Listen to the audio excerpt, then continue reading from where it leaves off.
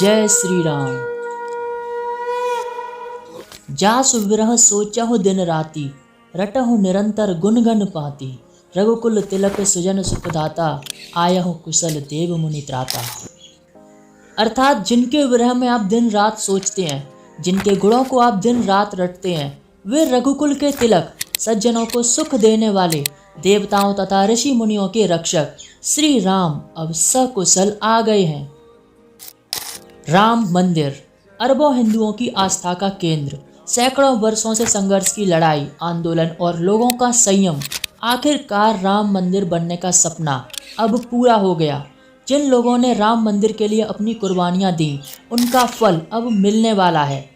सदियों के इंतजार के बाद 22 जनवरी 2024 को अयोध्या के मंदिर में श्री राम की प्राण प्रतिष्ठा होगी। 22 जनवरी को एक ऐतिहासिक दिन होने वाला है, जिसका इंतजार देश के करोड़ों भक्त सदियों से कर रहे हैं। तो चलिए शुरू करते हैं श्री राम मंदिर का भव्य एपिसोड। तो वीडियो को अंत तक जरूर देखना।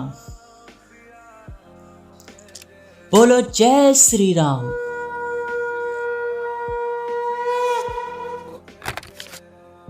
भगवान श्री राम के जन्म को लेकर कई मान्यताएं हैं।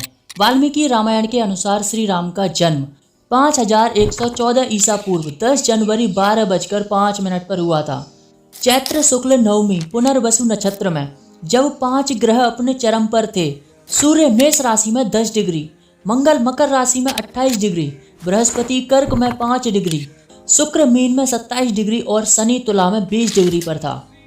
नक्षत्रों की इन स्थितियों पर अलग अलग रिसर्च हुई, जिसमें ऐसी स्थिति 7323 ईसा पूर्व दिसंबर में बनी थी। लेकिन प्रोफेसर लोबियस के अनुसार जन्म के ग्रहों के विन्यास के आधार पर श्री राम का जन्म 7138 वर्ष पूर्व यानी 10 जनवरी 5114 ईसा पूर्व हुआ था। वेदों में श्री राम का जन्म 24वें त्रेता युग में हुआ था। वाल्मीकि रामायण और श्री राम के जन्म पर दूसरे ग्रंथों में भी, जैसे वायु पुराण, महाभारत, हरिवंश और ब्रह्मानंद पुराण में भी श्री राम के जन्म के बारे में उल्लेख मिलता है। Institute of scientific research on Vedas के साइंटिफिक रिसर्च के मुताबिक प्लेनेटेरियम सॉफ्टवेयर के जरिए श्री राम के जन्म की गणना की गई। उसमें भी श्री राम का जन्म 5114 ईसा पूर्व हुआ था। भारतीय कैलेंडर के मुताबिक भगवान श्री राम के जन्म का समय 10 जनवरी दोपहर 12 बजे से 1 बजे के बीच में है। विष्णु के 7वें अवतार भगवान श्री राम का जन्म अयोध्या में हुआ था। अयोध्या में श्री राम मंदिर को लेकर सदियों से विवाद चला आ रहा था, जो अब खत्म हो चुका है। राम मंदिर अयोध्या में राम जन्मभूमि के स्थान पर बनाया जा रहा है, एक हिंदू मंदिर जहां भगवान श्री राम का जन्म हुआ।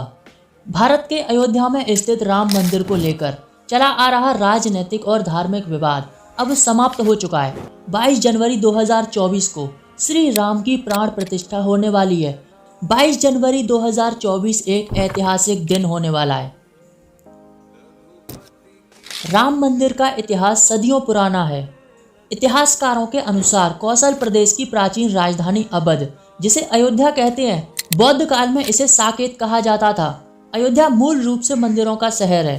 अयोध्या को भगवान श्री राम के पूर्वज विवस्वान के पुत्र वेवस्वत मनु ने बसाया था। तब से लेकर महाभारत काल तक इस नगरी पर सूर्यवंशी राजाओं का राज रहा।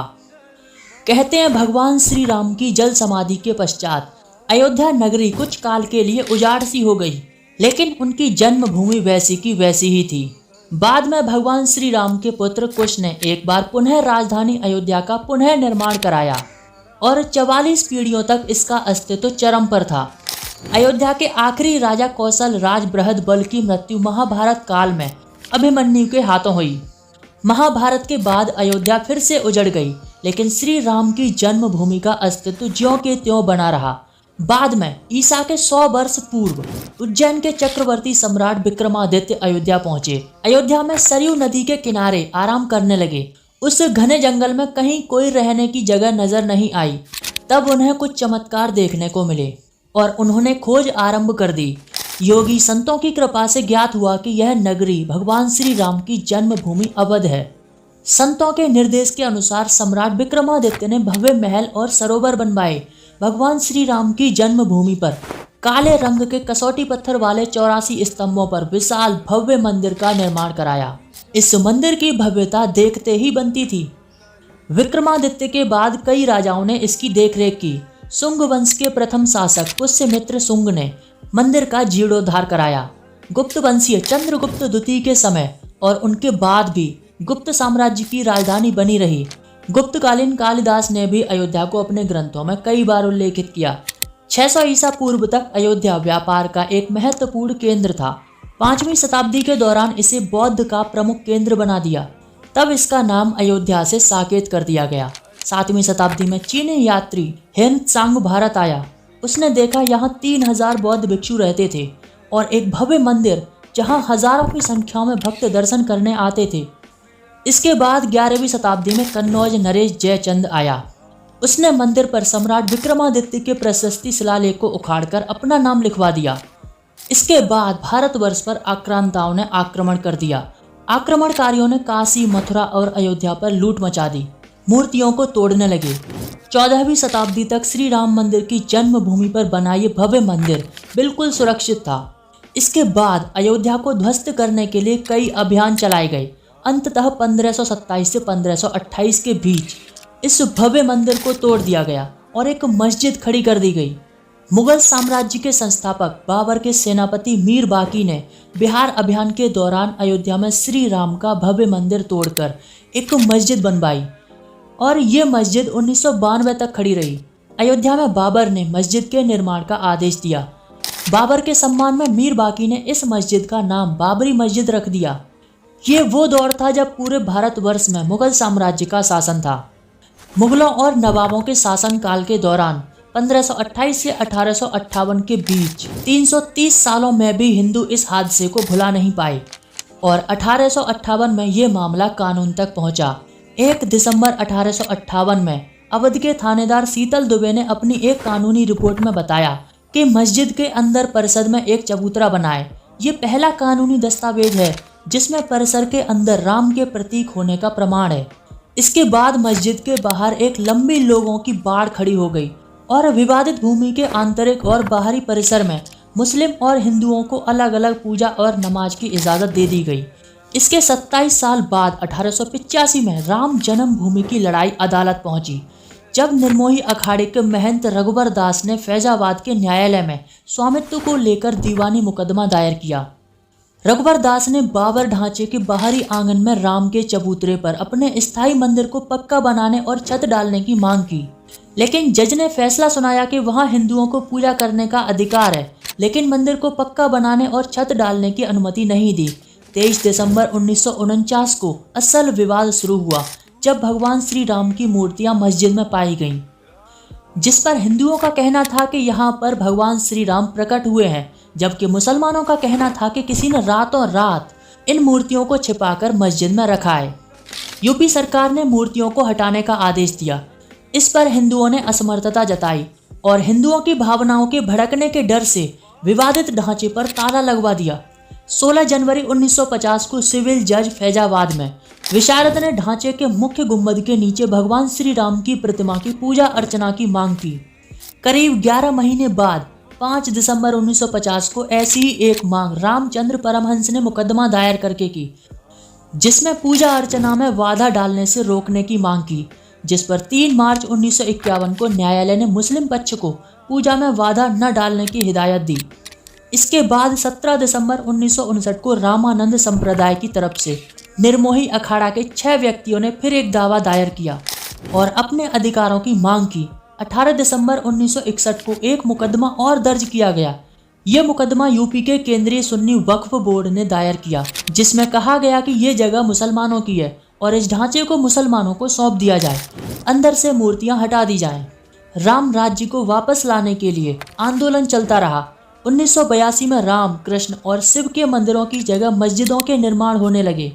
इसके लिए 8 अप्रैल 1984 को दिल्ली में संत महात्माओं और हिंदू नेताओं ने श्री राम जन्मभूमि स्थल की मुक्ति की ओर ताला खुलवाने के लिए आंदोलन का फैसला किया। सन 1989 में प्रयाग कुंभ मेले के दौरान मंदिर निर्माण के लिए गांव-गांव शिलान्यास की घोषणा की गई। काफ़ी विवाद और खींचातानी के बाद तत्कालीन प्रधानमंत्री राजीव गांधी ने शिलान्यास की इजाज़त दी। इस बीच आंदोलन तेज हो रहा था। राम जन्मभूमि अब आंदोलन का रूप ले रही थी। देश की राजनीति बदल रही थी। 6 दिसंबर 1992 अयोध्या के हजारों कार्य सेवकों ने मिलकर उस विवादित ढांचे को गिरा दिया और इसकी जगह उसी दिन शाम को अस्थायी मंदिर बनवाकर पूजा अर्चना शुरू कर दी। उत्तर प्रदेश सहित कई देशों में कई जगहों पर सांप्रदायिक दंगे होने लगे। इसमें कई लोगों की मौत हुई। अयोध्या श्री राम जन्मभूमि थाना में ढांचा ध्वस्त मामले में कई नेताओं समेत हजारों लोगों पर मुकदमा दर्ज हुआ।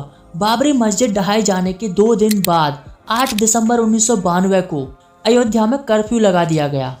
करीब 25 दिन बाद 1 जनवरी 1993 को श्री राम की पूजा और अर्चना की अनुमति दे दी गई और 7 जनवरी 1993 को ढांचे वाले स्थान पर सरकार द्वारा न्यास को दी गई भूमि सहित कुल 67 एकड़ भूमि का अधिग्रहण किया गया।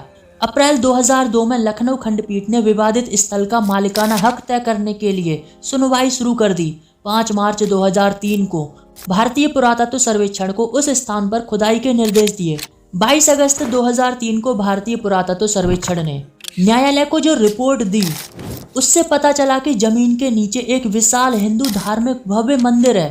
30 सितंबर 2010 को इलाहाबाद हाई कोर्ट ने इस स्थल को तीनों दलों में श्री रामलला विराजमान, निर्मोही अखाड़ा और सुन्नी सेंट्रल को बराबर बांटने का आदेश दिया। न्यायाधीश ने बीच वाले गुंबद के नीचे जहां मूर्तियां थी उसे जन्म स्थान माना। इसके बाद मामला सुप्रीम कोर्ट पहुंचा।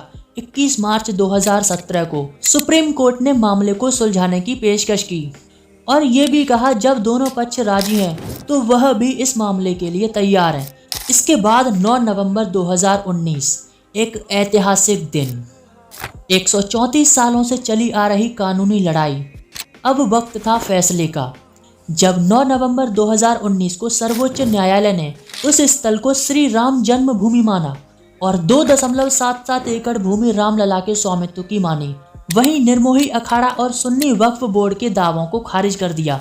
साथ ही कोर्ट ने निर्देश दिए कि 3 महीने में केंद्र सरकार ट्रस्ट बनाए और ट्रस्ट निर्मोही अखाड़ा के प्रतिनिधि को शामिल करे। इसके अलावा यह भी आदेश दिया कि प्रदेश की सरकार मुस्लिम पक्ष को वैकल्पिक रूप से मस्जिद बनाने के लिए 5 एकड़ भूमि उपयुक्त स्थान पर उपलब्ध कराए और इसी के साथ दशकों से चली आ रही लंबी कानूनी लड़ाई समाप्त हो गई। और 5 फरवरी 2020 को प्रधानमंत्री नरेंद्र मोदी ने अयोध्या मंदिर निर्माण के लिए राम जन्मभूमि ट्रस्ट की घोषणा की और 5 अगस्त 2020 को मंदिर निर्माण की आधारशिला रखी गई, जिसमें नरेंद्र मोदी भी शामिल थे। अब 22 जनवरी 2024 को राम मंदिर में भगवान श्री राम की प्राण प्रतिष्ठा होगी, जिसके बाद लगभग 500 साल बाद श्री राम जन्मभूमि पर बना मंदिर लोगों के लिए खुल जाएगा। 22 जनवरी 2024 को श्री राम मंदिर का शुभारंभ होगा। श्री राम की भव्य मूर्तियों की प्राण प्रतिष्ठा के लिए 22 जनवरी 2024 पौष माह की द्वादशी तिथि को चुना गया है। इस विशेष तिथि पर सर्वार्थ सिद्धि योग, अमृत सिद्धि योग, रवि योग जैसे कई शुभारंभ शुभ योग बन रहे हैं। इस दौरान प्राण प्रतिष्ठा का शुभ मुहूर्त दोपहर 12:29 से 12:30 तक रहने वाला है। इस समय मृगशिरा नक्षत्र रहेगा। रामलला की प्राण प्रतिष्ठा का सभी देशवासियों को बेसब्री से इंतजार है और पूरे देश में श्री राम के भव्य स्वागत की तैयारी जोरों शोरों पर है। तो वीडियो को लाइक करके अपने दोस्तों के साथ ज़्यादा से ज़्यादा शेयर करके चैनल को सब्सक्राइब ज़रूर करें और नीचे कमेंट में लिखें जय श्री राम।